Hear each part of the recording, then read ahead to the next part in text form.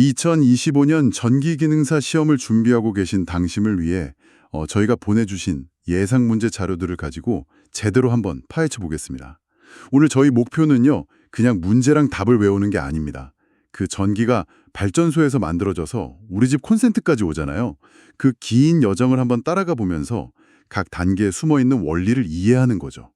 발전기부터 전동기, 변압기, 그리고 마지막 안전설비까지요. 이 여정을 끝내고 나면 아마 어떤 변형 문제가 나와도 자신 있게 설명하실 수 있을 겁니다. 아, 아주 좋은 접근 방식이네요. 전기기능사 시험이라는 게 결국 전기의 흐름을 안전하게 이해하고 제어할 수 있는가, 이걸 묻는 거거든요. 자, 그럼 그 여정의 첫걸음, 바로 전력 제어의 심장부라 할 수 있는 반도체 소자부터 시작해 볼까요? 네, 첫 번째 전류가 바로 사이리스톨에 대한 문제군요. 보니까 SCR, GTO, 트라이액, SCS. 솔직히 처음 보면 이게 무슨 정부기관 약어인가 싶기도 하겠어요. 다 비슷해 보이는데 이걸 현장에서 구분해야 하는 핵심적인 차이가 뭔가요? 하하, 정말 그렇죠. 이름만 보면 헷갈리기 딱 좋잖아요. 핵심은요, 다리 개수, 그러니까 단자수를 기준으로 머릿속에 딱 서랍을 만들어두는 겁니다. SCR, GTO, 트라이액, 얘네들은 모두 문, 즉 게이트가 하나인 3단자 소자입니다. 전류가 흐르는 양극과 음극, 그리고 그 흐름을 제어하는 게이트, 딱 3개죠. 그런데 SCS는 이름부터 실리콘 제어 스위치인 것처럼 문이 2개예요. 양극 쪽에도 게이트가 있고 음극 쪽에도 게이트가 있어서 총 4개의 단자를 가지거든요. 아, 문이 2개군요. 네, 그래서 훨씬 더 정교한 제어가 가능하죠. 그러니까 이 문제는 SCS는 동료들이랑 다르게 다리가 4개구나. 이 구조적 차이만 기억하면 절대 틀릴 일이 없는 겁니다. 아하, 3단자 삼총사랑 4단자 외톨이 이렇게 구분하면 되겠네요. 구조를 생각하니까 훨씬 명확해지네요. 자, 그럼 이제 전기의 여정을 본격적으로 시작해서 전기가 태어나는 것, 발전기로 가보겠습니다. 자료에 직류결전기 문제가 여러 개 있는데 이걸 한 번에 꿰어보죠. 먼저 전기자의 주된 역할을 묻는 문제가 있어요. 이건 뭐랄까 가장 근본적인 질문 같은데요. 맞습니다. 발전기가 왜 존재하는지를 묻는 질문이죠. 계자가 N극, S극으로 강력한 운동장을 만들어주면요. 그 안에서 전기자라는 선수가 막 회전을 해요. 회전하면서 자기장이라는 선을 팍팍 끊어냅니다. 바로 이 자속을 끊는 행위를 통해서 전압, 그러니까 기전력이 만들어지는 겁니다. 아, 자속을 끊어서. 네. 그래서 전기자는 발전기의 심장이라고 할 수 있습니다. 계속 돌면서 전압이라는 피를 펌프질해주는 역할이니까요. 심장이 전압을 펌프질한다. 비유가 확실하네요. 그럼 그 심장이 몸체에 어떻게 연결되어 있느냐? 이 구조를 묻는 문제도 있네요. 전기자와 계자 권선이 병렬로 접속된 발전기가 뭐냐? 이렇게요. 네, 그건 발전기의 혈관 구조를 묻는 셈입니다. 방금 말씀드린 심장, 즉 전기자랑 운동장을 만드는 계자 코일을 어떻게 연결했냐에 따라 이름이 달라지거든요. 문제처럼 나란히, 즉 병렬로 연결하면 이걸 분권 발전기라고 부릅니다. 분권 발전기. 네, 어깨를 나란히 하고 있으니 힘을 나눈다, 이런 느낌이죠. 만약에 기차처럼 한 줄로, 직렬로 연결하면 직권 발전기가 되고요. 이 둘을 섞으면 복권 발전기가 되는 겁니다. 접속 방식이 발전기의 특성을 결정하는 아주 중요한 설계도인 셈이죠. 알겠습니다. 심장이 뛰고 혈관이 연결됐는데 심장 박동이 너무 빠르거나 느리면 위험하잖아요. 전압을 조절해야 할 텐데 마침 무부하 상태에서 단자 전압을 조정하는 방법을 묻는 문제가 있네요. 이 심장 박동은 어떻게 조절하나요? 아주 좋은 연결입니다. 바로 그게 핵심이죠. 통제되지 않는 힘은 의미가 없으니까요. 여기서 유기기전력 공식 E 이퀄 K 파이 N을 떠올려야 합니다. 전압 E는 자속 파이의 세기와 회전 속도 N에 비례하거든요. 네네. 여기서 우리가 쉽게 건드릴 수 있는 게 바로 자속 파이입니다.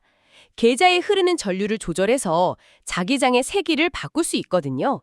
그 전류를 조절하는 장치가 바로 계자 저항입니다. 아, 계자 저항으로. 네, 수도꼭지를 조절해서 물의 세기를 바꾸는 것처럼요.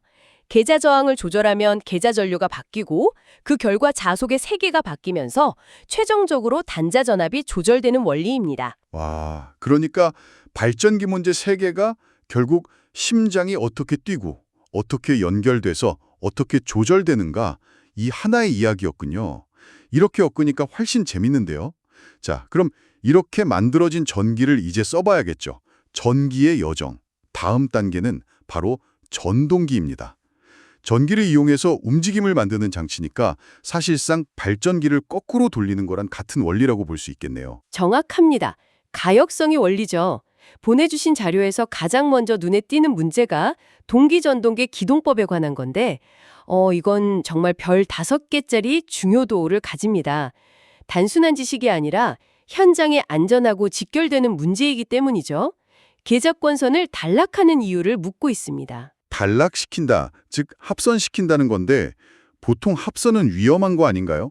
그런데 여기서는 일부러 합선을 시킨다니 뭔가 특별한 이유가 있겠네요. 바로 그 점이 재밌는 부분이죠. 이건 뭐랄까 이해는 이 전략하고 비슷합니다. 만약 계작권선을 열어놓은 상태, 즉 개방한 채로 동기전동기를 기동시키면요. 회전하는 자기장 때문에 계작권선에 어마어마한 고전압이 유도됩니다. 고전압이요? 네, 마치 거대한 변압기처럼요. 이 전압이 너무 높아서 권선을 감싼 절연체를 태워버리거나 파괴시킬 수 있습니다. 생각지도 못한 데서 불이 나는 거죠. 그래서 이걸 막으려고 아예 계작권선 양단을 붙여서 단락시켜버리는 겁니다. 아, 일부러? 그렇죠. 그러면 전압이 걸릴 곳이 없으니까 고전압 자체가 유도되지 않는 거죠.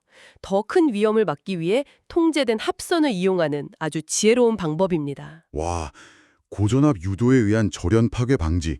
이건 그냥 외울 게 아니라 정말 거대한 불꽃을 막기 위한 소방수의 지혜다. 이렇게 생각해야겠네요. 정말 중요한 이야기 감사합니다. 다음은 계산 문제입니다. 주파수, 슬립, 회전수를 주고 전동기의 극수를 찾으라는 문제네요. 네, 이런 문제는 단계를 나눠서 차근차근 푸는 게 중요합니다. 우리가 가진 단서는 실제 회전 속도 n이 1164rpm이고 슬립 s가 3%라는 거죠. 유도 전동기는 항상 이상적인 속도보다 조금씩 미끄러지면서 도는데 그 미끄러지는 비율이 슬립이거든요. 아, 네. 그래서 먼저 이 미끄러지기 전에 이상적인 속도, 즉 동기 속도 ns를 구해야 해요. 공식은 ns는 n 가로 열고 1-s입니다.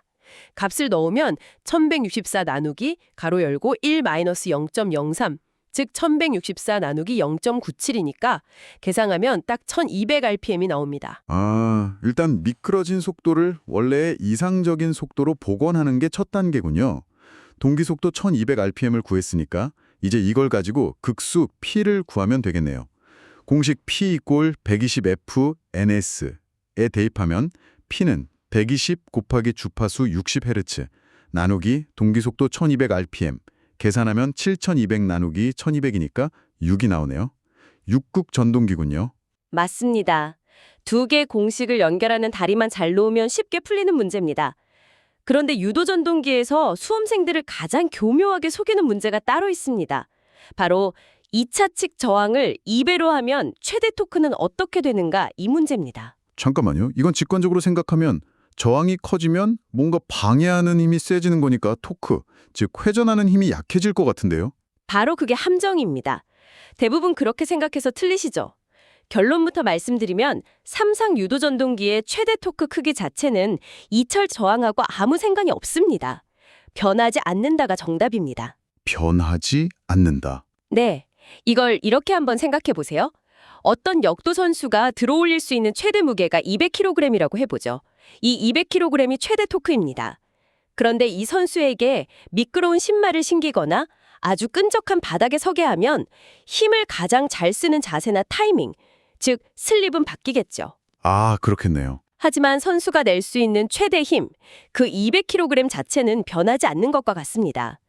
저항은 최대 힘이 나오는 시점을 바꿀 뿐이지 힘의 크기는 바꾸지 못합니다. 역도 선수 비유라니 머리에 쏙 박히네요. 최대 힘의 크기는 불변. 다만 그 힘을 내는 타이밍이 바뀔 뿐이다. 이건 정말 오해하기 쉬운 개념이었네요. 감사합니다. 자, 발전소에서 태어난 전기가 모터를 돌리는 것까지 봤습니다. 이제 그 전기가 우리 동네까지 오려면 변압기를 거쳐야겠죠? 전력 수송의 핵심, 변압기 이야기로 넘어가 보겠습니다. 네, 특히 자료에 있는 VV 결선 문제는 정말 시험에 자주 나오는 단골 손님입니다. 100kVA짜리 단상 변압기 이대로 삼상전력을 얼마나 공급할 수 있냐 이 질문이죠. 단순하게 생각하면 100kVA짜리 2대니까 200kVA까지 쓸 수 있는 거 아닌가요? 그랬다면 문제가 너무 쉽겠죠. VV 결선은 전기 기술자의 비상 타이어 같은 개념입니다. 원래 삼상전력은 변압기 3대를 델타 결선에서 안정적으로 공급하는 게 정석이잖아요. 네, 그렇죠. 그런데 만약 3대 중 1대가 고장나면 어떻게 될까요? 공장 전체를 멈춰야 할까요? 그럴 때 남은 2대로 임시로 삼상전력을 만드는 비상운전 방식이 바로 VV 결선입니다. 당연히 2대만으로 3대 역할을 하려니까 제 성능을 100% 발휘하진 못하겠죠. 아, 그래서 출력은 변압기 한 대 용량의 정확히 루트 3배, 즉 약 1.732배만 나옵니다. 아하, 비상 타이어군요. 그러니까 100kVA 곱하기 2가 아니라 100kVA 곱하기 루트 3. 계산하면 약 173.2kVA가 되겠네요. 원래 3대가 하던 일을 2대가 억지로 하는 거라 효율이 떨어지는 거군요. 바로 그겁니다. 그래서 이용률은 86.6%, 출력비는 57.7% 같은 숫자들도 따라 나오는 거고요. VV 결선은 비상 상황, 효율 손실을 감수한다. 이 배경 스토리를 기억하면 공식이 훨씬 잘 외워집니다. 좋습니다. 이제 전기가 우리 동네 배전반까지 거의 다 왔습니다. 여기서부터는 설비를 보호하고 관리하는 장치들이 중요해지겠네요. 회로 분리, 개통 접속 변경에 쓰는 게 뭐냐고 묻고 있는데 단록이랑 차단기 역할은 어떻게 다른 건가요? 이건 아주 중요한 차이점입니다. 단로기는 그냥 문, 차단기는 소방관이라고 생각하시면 편해요. 문하고 소방관이요? 네, 단로기는 전류가 흐르지 않는 무부하 상태에서만 열고 닫을 수 있는 문입니다. 그냥 길을 연결하거나 끊는 역할만 하죠. 그런데 만약 전류가 콸콸 흐르는 중에 이 문을 열려고 하면 아크라는 무시무시한 전기 불꽃이 튀어서 큰 사고가 납니다. 그래서 항상 소방관인 차단기가 먼저 출동해서 전류, 즉 불을 완전히 끈 다음에 단록이라는 문을 안전하게 여는 겁니다. 아, 순서가 있군요. 그렇죠. 부하 전류 차단 능력이 있느냐 없느냐가 둘을 가르는 결정적 차이죠. 소방관과 문, 명쾌하네요. 그럼 낙뢰 같은 순간적인 사고 후에 신속히 개통을 재투입시키는 개전기는 어떤 역할을 하는 건가요? 정전 시간을 줄여주는 고마운 장치 같은데요? 네, 이건 일종의 인공지능 복구 시스템이라고 할 수 있습니다. 바로 재폐로 개전기인데요.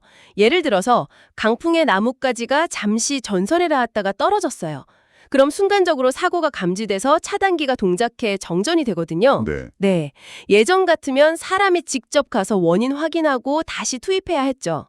하지만 재폐로 개전기는 이거 금방 사라질 일시적인 문제 같은데? 라고 스스로 판단하고 아주 짧은 시간 후에 자동으로 차단기를 다시 붙여줍니다. 덕분에 불필요한 장시간 정전을 막고 전력 개통의 안정성을 크게 높여주는 아주 똑똑한 장치입니다. 전기의 여정, 이제 정말 마지막 단계입니다. 우리 주변의 설비와 안전 규정에 대한 이야기네요. 이론만큼이나 아니 어쩌면 그 이상으로 중요한 부분이죠. 맞습니다. 전기 설비 기술 기준은 전보다 누군가의 경험과 안전을 바탕으로 만들어진 규칙들이니까요. 이 문제처럼요. 고압과 저압 가공 전선을 같은 전봇대에 설치할 때 저압선은 어디에 둬야 하는가? 이건 왠지 상식적으로도 알 수 있을 것 같아요. 더 위험한 걸 더 멀리 둬야 안전하지 않을까요? 그러니까 고압선이 위로 가고 상대적으로 덜 위험한 저압선이 아래로 와야 할 것 같은데요. 정확합니다. 그게 바로 안전의 대원칙입니다. 만약 고압선이 아래에 있다면 작업자가 사다리를 오르거나 장비를 다룰 때 자신도 모르게 위험한 고압선에 먼저 닿을 확률이 높아지죠. 그래서 항상 더 위험한 고압선을 위로, 손이 닿기 어려운 곳으로 올리고 저압선을 그 아래에 설치하는 겁니다. 그렇군요. 그럼 이런 수치를 외워야 하는 문제들은 좀 까다롭습니다. 후광 전선관의 최대 크기를 묻고 있는데 103mm라는 걸 그냥 외우는 수밖에 없나요? 물론 암기가 기본이긴 한데요. 이것도 하나의 약속이자 표준이라고 생각하면 조금 편합니다. 우리가 옷 사이즈를 S, M, L, XL 이렇게 정해놓는 것처럼 전선관도 규격화가 되어 있어야 현장에서 혼선 없이 시공할 수 있잖아요. 후광 전선관은 16mm부터 시작해서 여러 사이즈가 있는데 그중 가장 큰 형님이 104mm다. 이렇게 기억해 두시면 됩니다. 가장 큰 형님 104mm. 네, 그리고 표준 길이는 3.6m라는 것도 짝꿍처럼 같이 알아두면 좋고요. 기억하겠습니다. 자, 드디어 안전의 최전선, 누전 차단기입니다. 인체 감전 보호용 누전 차단기의 전격 감도 전류를 묻고 있는데 화장실과 일반 장소가 다르다는 게 핵심이죠. 네, 바로 그 차이를 아는지가 관건입니다. 왜 다를까요? 바로 물 때문입니다. 물은 인체의 전기 저항을 크게 낮추거든요. 그래서 똑같은 전압에 닿아도 훨씬 더 많은 전류가 몸에 흐르게 만듭니다. 아, 그래서 더 위험하군요. 그렇죠. 그래서 일반 장소에서는 30mA의 전류가 새는 걸 감지하면 차단기가 동작하지만 물기가 많아서 훨씬 위험한 화장실이나 욕실에서는 그 절반인 15mA만 새어나가도 즉시 전기를 끊어버리는 훨씬 더 예민한 차단기를 쓰는 겁니다. 동작 시간은 0.03초 이내여야 하고요. 25mA와 30mA라는 숫자는 우리 생명을 지키는 마지노선인 셈입니다. 마지막 문제입니다. 전기의 여정, 그 대미를 장식하는 질문이네요. 접지의 목적으로 알맞지 않은 것은 왜 우리는 이 모든 전기 설비를 땅과 연결해야 하는 걸까요? 보기에 전기 공사비의 절감이라는 말이 있는데 이건 목적과 정반대되는 이야기죠. 접지는 오히려 돈과 노력이 더 들더라도 반드시 해야 하는 안전장치입니다. 접지의 진짜 목적은 크게 세 가지입니다. 첫째, 낙뢰 같은 거대한 이상전압이 들어왔을 때 그 위험한 전기를 넓은 땅으로 흘려보내서 기기를 보호하고요. 둘째, 기기에서 전기가 셀 때 그 전류가 사람 몸을 타기 전에 먼저 땅으로 빠져나가게 해서 감전사고를 막아주고요. 네. 그리고 셋째, 확실한 전류 통로를 만들어줘서 누전 차단기 같은 보호장치가 문제 생겼다 하고 확실하게 동작하도록 돕는 겁니다. 결국 접지는 모든 전기 시스템의 최종적인 안전보험인 셈이죠. 네, 오늘 전기가 만들어져서 우리에게 오기까지의 긴 여정을 쭉 따라와 봤습니다. 반도체 소자의 구조적 차이부터 발전기, 전동기의 원리, VV 결성 같은 실용적인 운용법, 그리고 현장의 안전 규정까지 오늘 나눈 이야기들 속에 담긴 왜를 이해하셨다면 합격은 물론이고 훨씬 유능한 전기 기술인에 가까워지셨을 겁니다. 맞습니다. 오늘 다룬 문제들은 단순히 지식을 평가하는 것으로 넘어서요. 당신이 현장에서 마주할 수많은 상황 속에서 안전을 최우선으로 생각하고 올바른 판단을 내릴 수 있는지 그걸 확인하는 질문들입니다. 모든 원리와 규정에는 다 이유가 있습니다. 마지막으로 이 내용들을 곱씹어 보실 당신에게 생각할 거리를 하나 던져드리고 싶네요. 오늘 우리는 왜 습한 곳의 누전 차단기는 15mA일까? 이 질문의 답을 찾았습니다. 그렇다면 한 걸음 더 나아가서 이런 건 어떨까요? 왜 전선의 접속점은 기계적 강도를 20% 이상 감소시키면 안 된다고 할까? 왜 가로등 전봇대의 접지 저항은 다른 것보다 더 낮아야 할까? 이렇게 당연하게 외웠던 모든 규정 뒤에 숨어있는 왜라는 질문을 스스로에게 던져보세요. 그 이유를 파고들어서 당신의 것으로 만드는 순간 그 지식은 시험지를 넘어 현장에서 당신과 동료를 지켜주는 가장 든든한 안전 철학이 될 겁니다.